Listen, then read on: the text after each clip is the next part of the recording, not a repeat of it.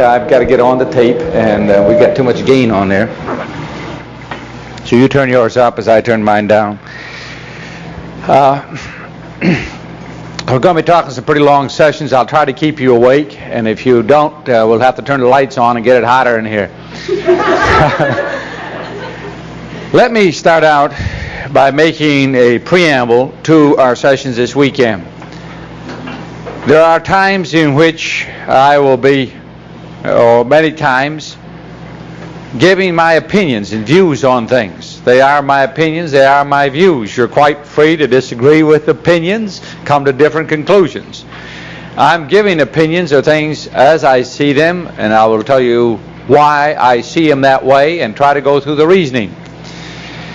Many people, in fact all of us, have a tendency that when there is something that's being presented we don't want to believe in, we look for a single flaw, and because if we could find one thing we could disagree with, then say, okay, we don't have to accept any of it.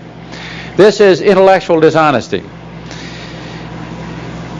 The fact that you and I might differ on 1 point or 2 points does not invalidate other points. And the second thing is, there are many times you will listen in your life, in fact you do it all the time, to things in which you do not agree with. In fact, I don't agree with practically anything in a newspaper, but I still read them. Now and then I find myself forced to it. And most of the things presented in this world are not true. Our newspapers and all of our material, textbooks and everything are filled with falsehoods, as I will spend a whole weekend presenting a vast number of what I think are falsehoods. The mere fact that Stuart Crane makes an error once in a while, I make slips of the tongue. I speak without notes, and therefore I will make 40 or 50 slips of the tongue between now and Sunday night. Be reasonably tolerant, have a little Christian love, and realize that a slip of a tongue is a slip of a tongue. And you've made them, and I'm going to make them, all right? So with that, the second thing is, you and I happen to have a little itty-bitty pea brain that doesn't know much. Do you know you don't know anything that isn't going on in this room right now? Do you know all the things that are happening in this world and universe right now that you don't know anything about? In fact, of the history, you don't know anything about except what somebody chose to tell you, and you don't know whether they knew or whether they told you the truth or not, do you? You have to take practically everything you ever hear or believe on faith. All of us live on faith. Faith, everybody has a faith. Everybody has a religion. It basically is who you want to believe. Somewhere you have a source for what you call truth. Either it's your own fantastic mind that knows everything. That is, if you're 17 years old, you've come to that conclusion. That absolute truth is determined by your infallible mind that has now come to the solve and the solution of all problems of the world. That's why they pick up picket signs and march all over the world. 17-year-olds, it's a wonderful time. It's a time when the only time in your life that you will know everything. After that, you will get dumber every year that you live, till finally you get so dumb you don't know anything. Then you can become a parent, right? Now, you see, we have some problems, and our basic problem is, what is truth? What is truly, truly, truly, truly true? Well, the fact is that you and I don't know, and have no way of knowing truth at all.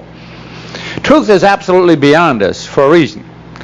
If I was going to know something absolutely to be absolutely, totally, completely true, that would mean that I'd have to be certain it always has been so, is everywhere now so, and always will be so in the future. In order to know that it was so always in the past, I would have to know everything of the past. Everything that happened, right? And to know that it is true everywhere in the world, in the universe today, out on the whole galaxy, I would have to have a mind that could perceive all things happening in the whole galaxy at the same time. Have you got one? Why, you don't even know what's happening next door, let alone. You don't even know what's happening in this room. Right now, there are thousands of thoughts going on in this room that you don't know anything about. TV waves are running all through this room. Did you see them? Hey? There's all sorts of radiation going on in the room. Did you realize in the last minute you produced 13 billion enzymes? You didn't know that. Well, you did. See, you didn't even know about it. You didn't even see an enzyme. You don't even know what it is. I don't think I do either. But anyway, 13 billion or whatever they are, you produced them. Now, all of those things are happening without you knowing about it. In fact, almost everything that happens you don't know anything about. Now, what do you know absolutely for the future? On your own, from your five senses and for your great old brain box on your ear, between your ears, you don't know anything about the future for sure. There is nothing you can say absolutely certain on your own about the future. Now, why?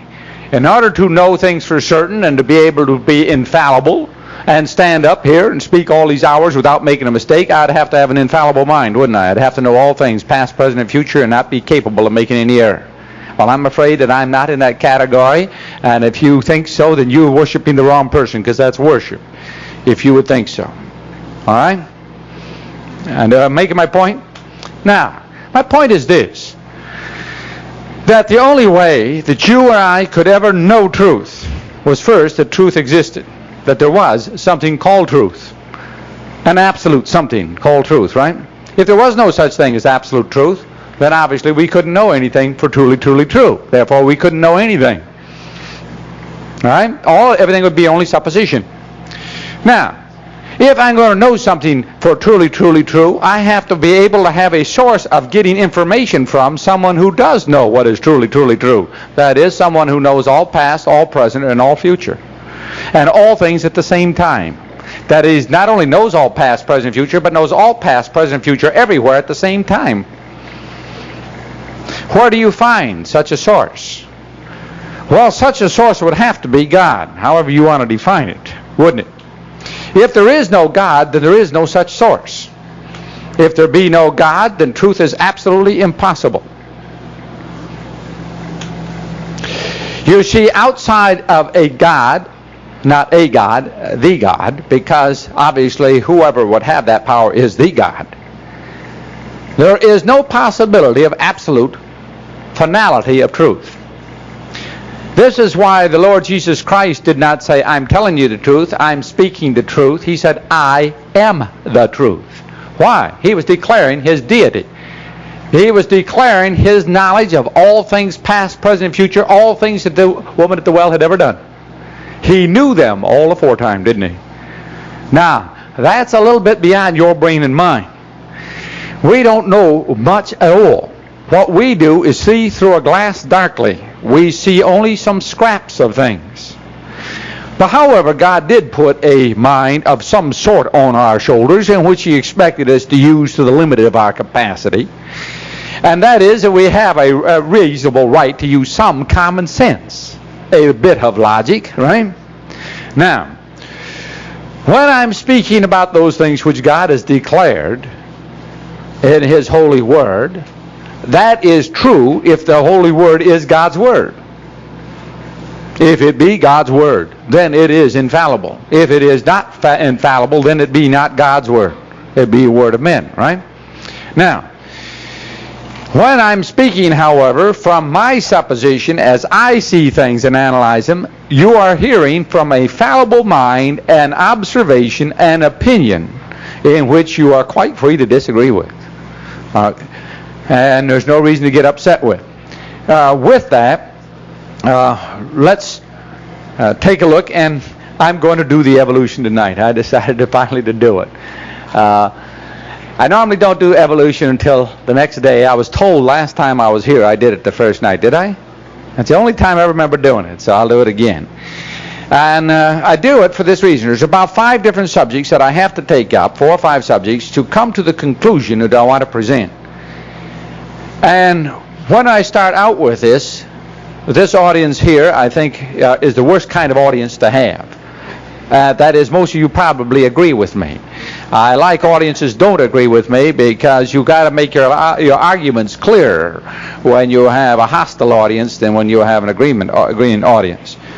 But let me make a point. When we talk about science and talk about evolution and creation, we're not talking about just science, nor just the very fact of conflict between that in which the intellectual world today claims is true and that which God's Word claims is true. But your honest, deep down in your heart, position on the question of evolution will determine your viewpoint and philosophy in every subject of your life, in every aspect.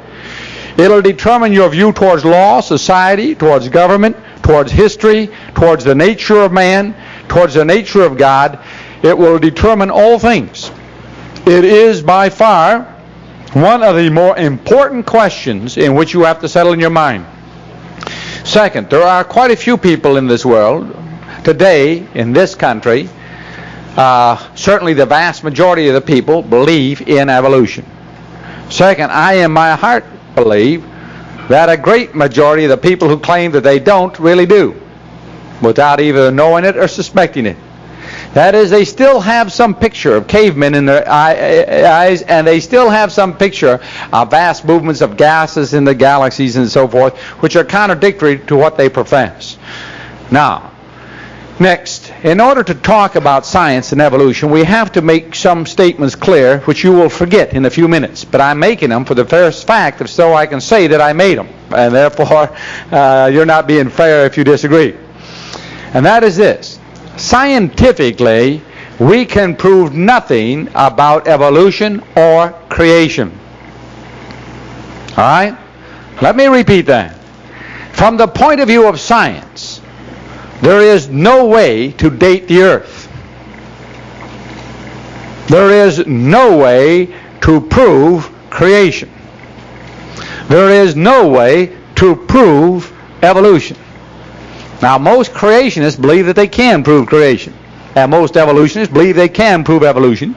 But the one thing that is true about science is, by the rules of science, science denies the capacity to do either. Why? We have to know what science is. Science deals only with observable phenomenon. That is, facts that can be seen, reproduced, analyzed. Anytime a, quote, scientist, end quote, talks about the age of the world, he is giving you a religious belief. Whether he says 6,000 years or 6 billion years, it is a faith. Why? He can't prove it.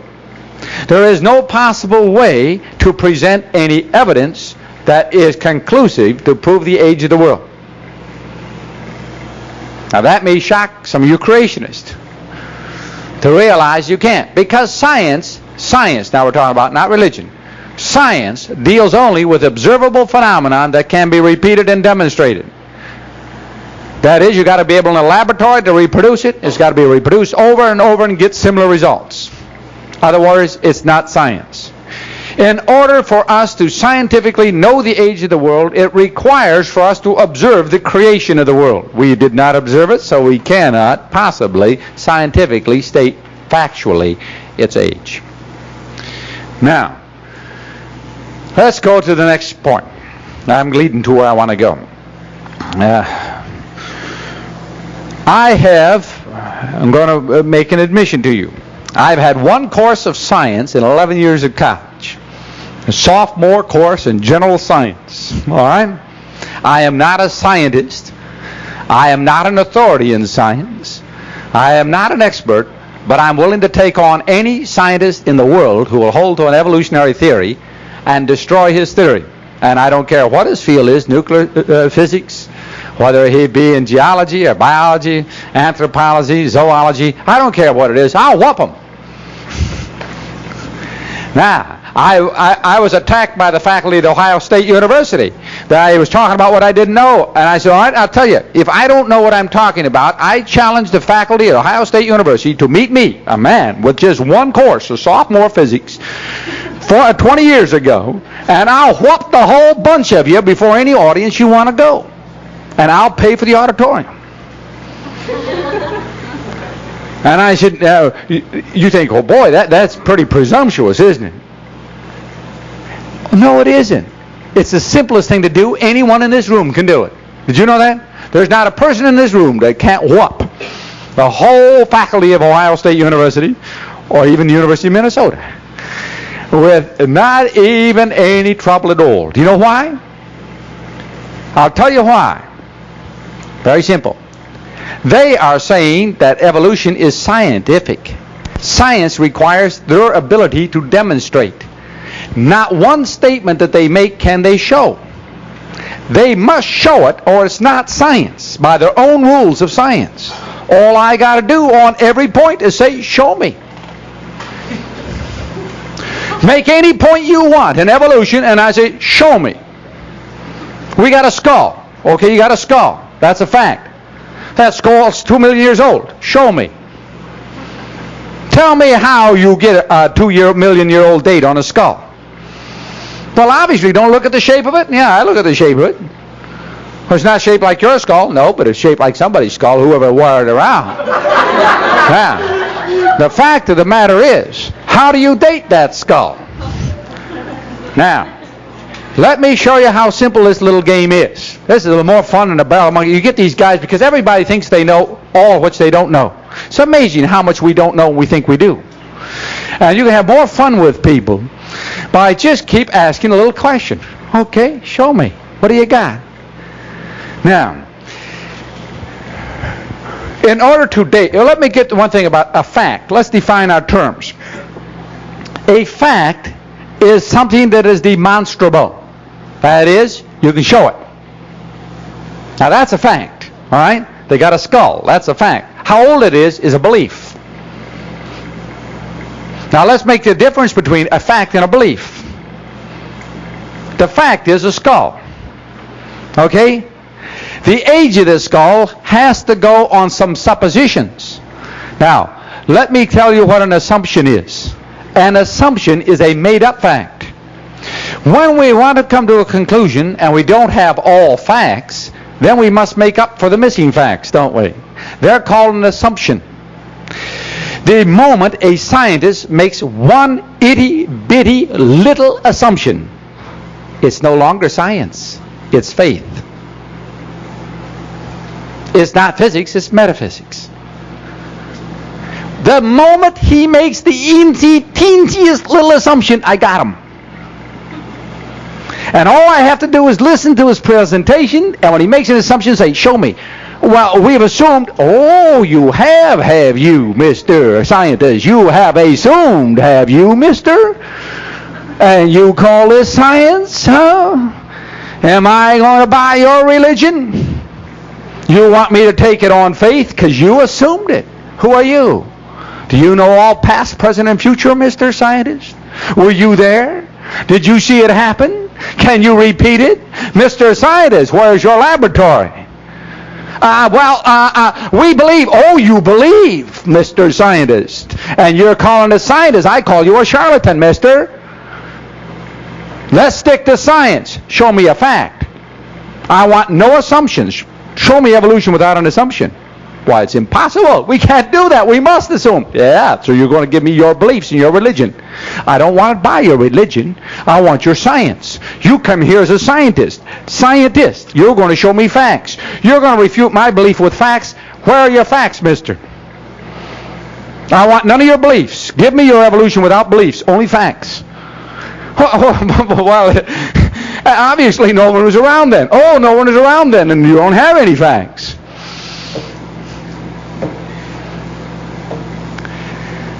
You can tear these people apart. That's why they will not debate with you. They won't debate with you for one reason. They have started out saying that which is manifestly untrue. That is, that they have facts when no facts are possible. Now I'm going to show you some of the facts they haven't got. The problem with telling you about the facts they haven't got, most of you will go out of this room and say, boy, Crane sure did prove creation and destroy the evolutionists. No, I didn't. All I'm going to do is show you what they ain't got. I am not able to prove anything either, scientifically. All right? Now, what is the first requirement of science? An observer, an observed fact. Someone had to be there and see it happen, or you cannot scientifically talk about anything. Now, first, when it comes to the creation of the universe and the world, how many observers were there? Well, if you believe in God and you believe the Bible is the infallible word of an infallible God, you had one, a real scientist. If you don't want to take that scientist view and don't want to believe in him, then you got zero. All right? Now, still, If a scientist says, I went into my laboratory and I boiled water and it boiled to 212 degrees, well, I can believe him or not believe him, right? That's my right. He may be telling me the truth or not, but at least I got a person who could have gone into a laboratory and could have done something. That's more than nothing, right? But when I got a man I knew was never in a laboratory and never did boil water, I don't have any right to believe him at all. When a person is going to tell me how the world was created who admits he wasn't there and never knew anybody who was, and doesn't have anybody's word for it at all, I think that's pretty presumptuous. All right? Now, at least I've got somebody who claims to have been there. That's one more than he's got. Now, he doesn't have to believe my scientist, but he hasn't got one. I'm one up on him anyway, to that extent. Well, with those background remarks, because we have to understand what science is, you're going to have an awful lot of fun with people. And to show you some of these things, I'll just take a little example. Last summer, I went out west on a speaking tour, and my brother has one of these big mobile home things in Phoenix. And he didn't want me to come back from the west before he could see me, and he was going to Europe.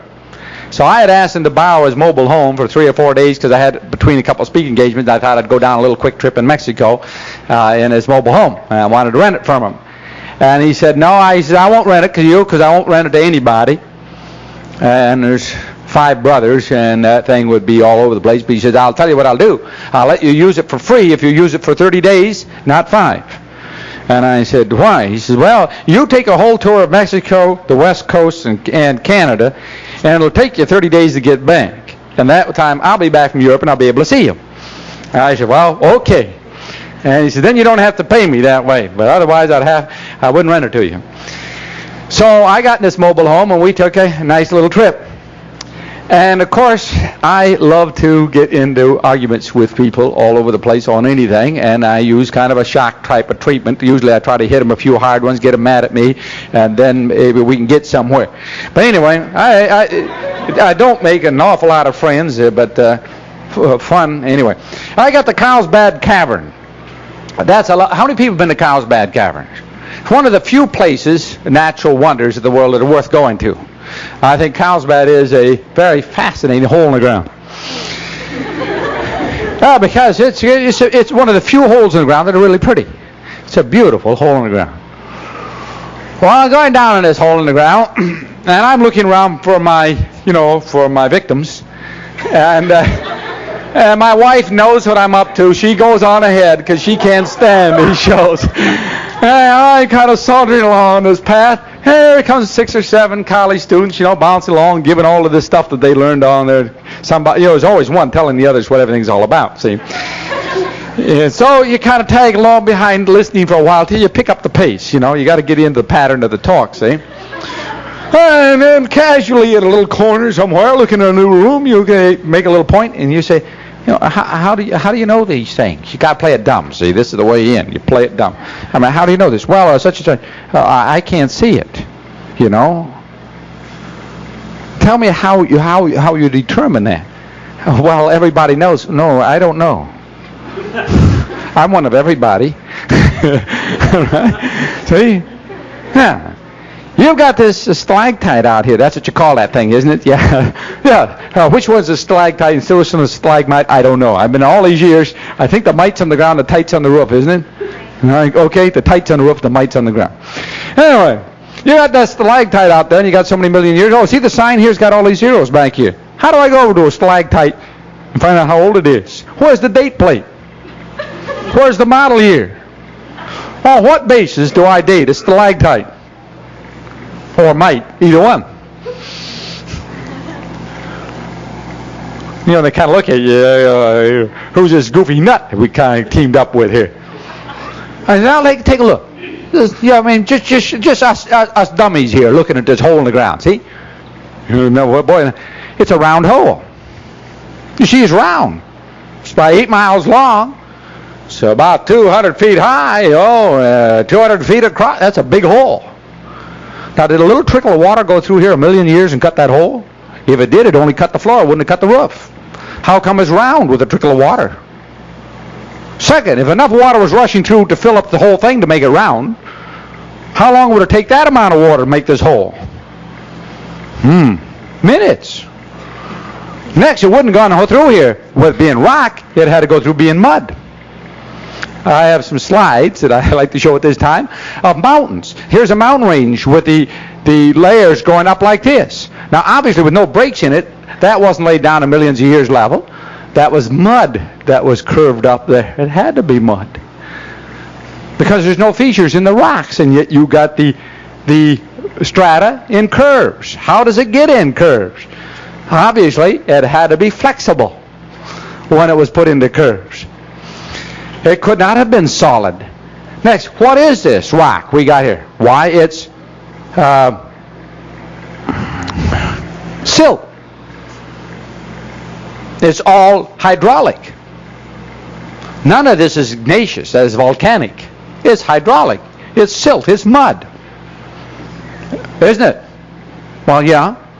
Now, when you had enough mud here and water running down enough to fill this big hole through the mud, would an hour cut this hole? Well, yeah. You ever see a big rain go down a gully and see what happens to it? How fast it takes to cut?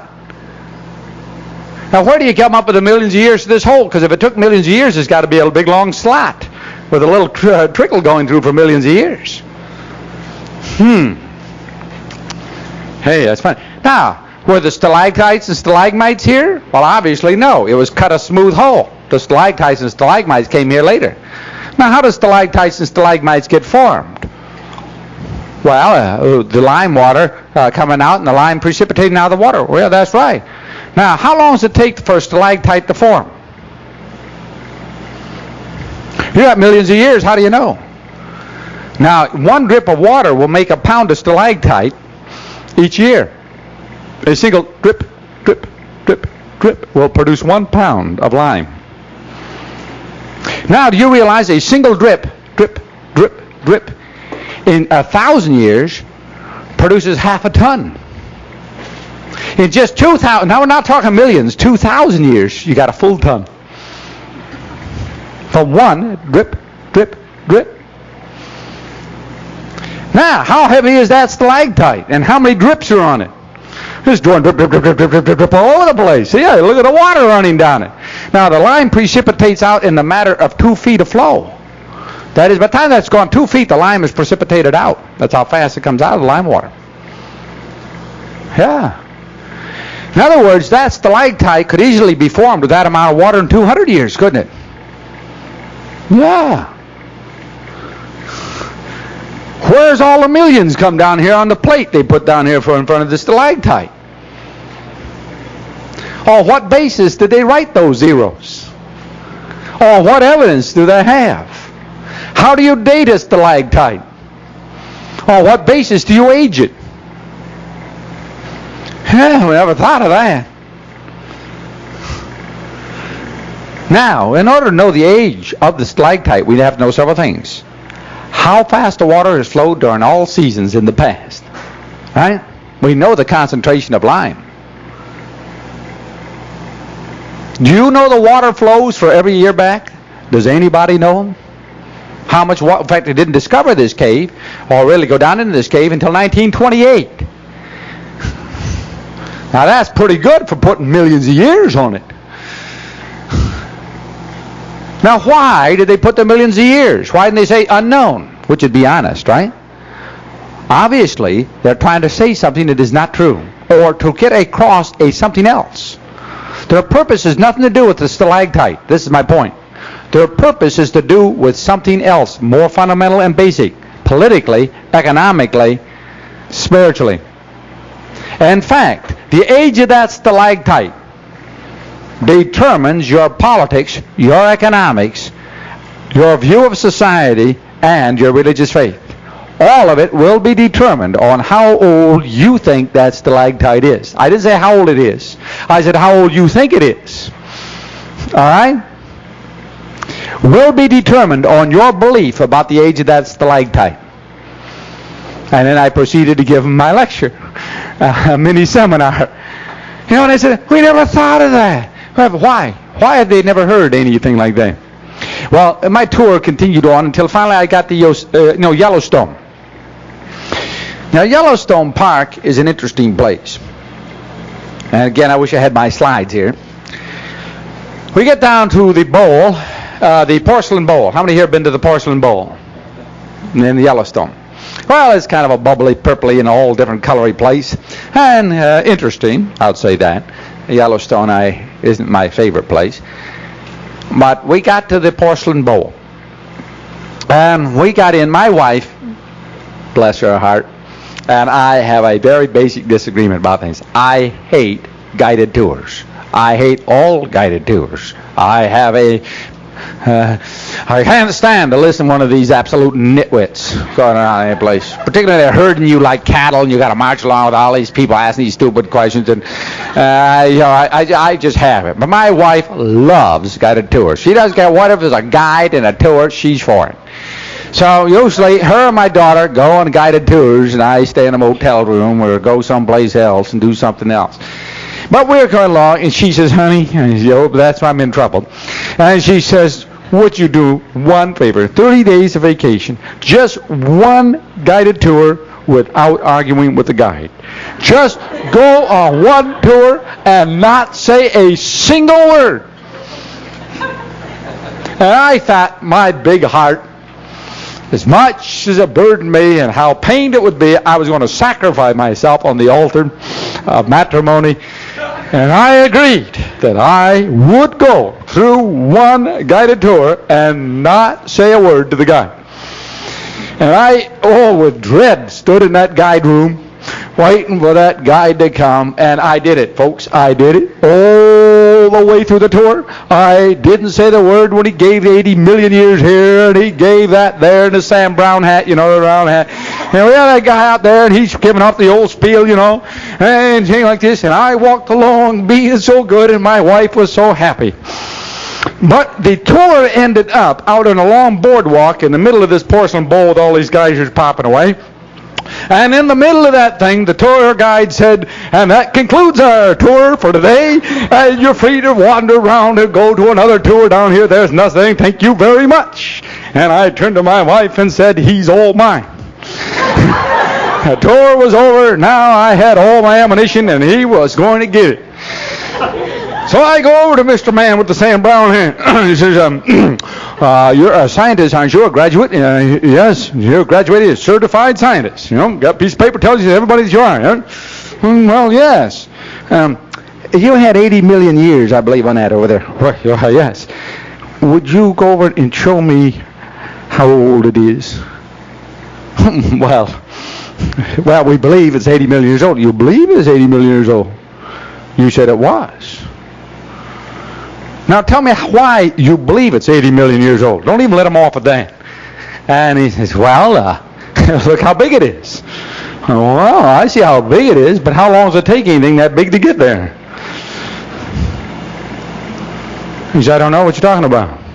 Well, so down the road you got what's called a mammoth fountain. Now that fountain's about 10 feet high, and it goes across there a ways. Now that mammoth fountain, it says there, it comes up with 2 tons of lime a day at Mammoth Fountain. 2 tons of lime a day. Now, in 1 year, that's 720 tons of lime. You know what that is in 1,000 years? That's 720,000 tons of lime. Now, there's not 720,000 tons there. In fact, there isn't a half, a quarter, a tenth of it. In fact, at 2 tons a day, that Mammoth Fountain cannot be 200 years old. He stops and looks at me. He says, it can't be, can it? I said, no. Now you got a bit of a problem.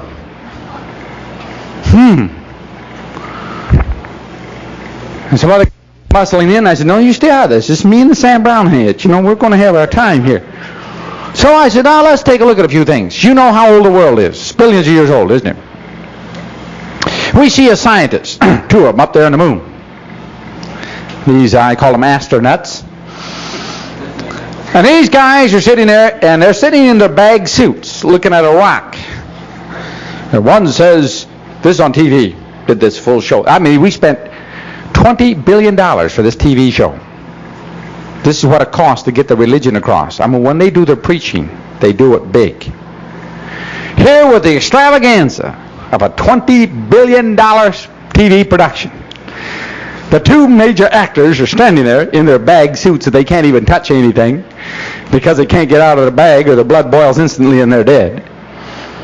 One says to his glass shield, just think, that rock is more than 3.8 billion years old. Now that's quite something, 3.8 billion. Can you tell me how you can look at a rock and tell a 3.8 billion from a half-billion-year-old rock? Or a 100,000-year-old rock, or a 6,000-year-old rock. Do you know the difference between a 6,000-year-old rock and a 4 billion-year-old rock? By what means do you test the age of a rock, mister? They didn't even have any instruments. They were just looking out at a piece of glass. And the other, following the script, playing his role perfectly, said, yes, that rock was here before there was ooze in our primeval ocean. I mean, that's getting the old religion hammered across, isn't it, huh? For all of the viewers back at home to get the gospel message. Now, on what basis did they age and date that rock? On the basis of a religious faith. It had nothing to do with science at all. That's what I'm going to demonstrate. So I said to my Mr. Sam Brown hat man, I said, am I not correct that there are 24 million meteorites striking our atmosphere every day? Well, yes. Now, that's an observable fact, see? Now, he'll agree with me on that because it is observable. And we have no arguments about that. Now, you date the age of the world, I say you and the scientific community, on an assumption. Now, let's get to the assumption. The assumption is uniformitarianism. If you want to write that out, it's spelled just the way I said it. Now, uniformitarianism says this. The way we date things is to assume that everything in the past happened just like it's happening in the present. That is, that our history has been uniform. That there has been no cataclysms, no great alterations. Because if there has been cataclysms, how would you time anything? The first assumption, that word, see that dirty word came up. Assumption is uniformitarianism. That everything has always happened in the past as it is today. Now I'm going to hang him on that. All right? Let me take your uniformitarianism, which is the only basis you'll have to draw your conclusion on, is based on an assumption. And by the way, Mr. Sam Brown had, what's an assumption? He says, well, an assumption is it's assumption necessary for scientific purposes. And I said, no, it's a made-up fact. Now, a made-up fact is not true. It's a belief. And a belief is a faith. And you've been telling me your religion and calling it science. That's not honest, is it? Now, when you give me your faith, you should call it faith. You should be honest enough to present your religion as religion and your science as science. But you've mixed the two, and that's called lying. All right? Oh, you have more fun than a barrel of monkeys with these fellas. Hey, don't ever miss an opportunity for a good day of fun like this. Oh, he says, well, yes, it is a made-up fact. Now, I said, let me assume and agree with your assumption. For the sake of argument, which I don't agree with at all anyway, but I will to prove you that your assumption is absolutely stupid. If that is the case, then you have to assume 24 million meteorites every day for your 4 billion years. With 24 million meteorites burning out, you see, the material matter doesn't disappear. The ash comes down to this earth, doesn't it? Yes. And the material from the meteorite burnout that comes to this earth is easy to distinguish from terrestrial matter, the extraterrestrial matter, isn't it? Yes. Where is it? At the rate in which it's fallen in this earth, if we've been around here just 1 million years, we have to have 100 miles of this stuff on the face of our earth. Yet we have very small traces in the ocean and none on our land surface. Where is it? Next, if your world is 4 billion years old, then our world is bigger than the orbit of the moon. You got some problems there. Oh, but it hasn't been coming 24 million a day, then you don't have uniformitarianism. And without uniformitarianism, you have no dating method. And if you take uniformitarianism, where is your extraterrestrial ash? It's not here. I said, okay, I'm going to hang you again, or I can hang you all day. We know the rate of salt is going into the sea. We know the amount of salt that's in the sea now. See, salt is washed off the land surface by rains into the ocean. If we go and calculate back from the rate that salt is going into the sea today to when the sea was fresh water, we come up with 10,000 years. Well, wait a minute, 10,000. You've got some problems with your uniformitarianism.